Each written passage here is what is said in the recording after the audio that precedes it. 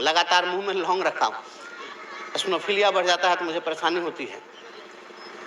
एक बात मैं बहुत विनम्रता से आप लोगों से कहना चाहता हूँ, यहाँ जितने लोग आज बैठे हुए हैं, आप स्वयं अपने से पूछिए, इस चुनाव के पहले आप लोगों को विश्वास था कि बंशीधर ब्रजवासी चुनाव जीत जाएगा?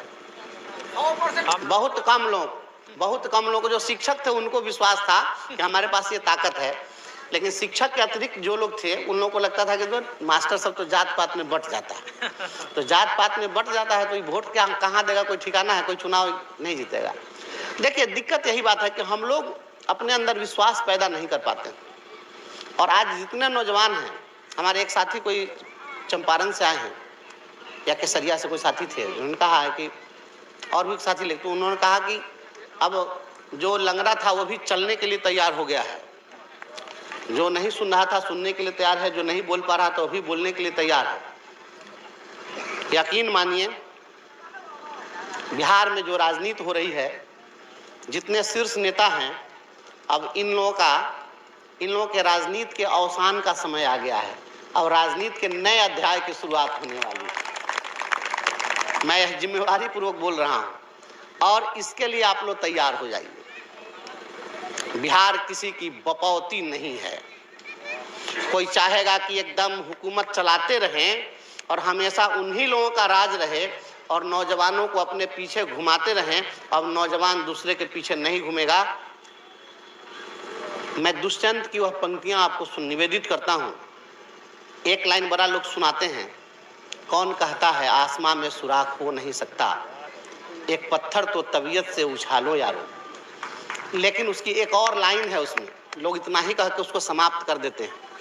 लेकिन दुष्यंत की ये पंक्ति है, दुष्यंत बड़ी क्रांतिकारी कवि हुए। उन्होंने कहा कि कौन कहता है आसमां में सुराख हो नहीं सकता, एक पत्थर तो तबीयत से उछालो यारो, रहनुमाओं की अदाओं पर फिदा है दुनिया, इस बहकती हुई दुनिया को संभालो। बस इतना ही कर देना है। दुष्यंत ने जो कहा था, रहनुमाओं की अदाओं पर फिदा है दुनिया, इस बहकती हुई दुनिया को संभालो यारो।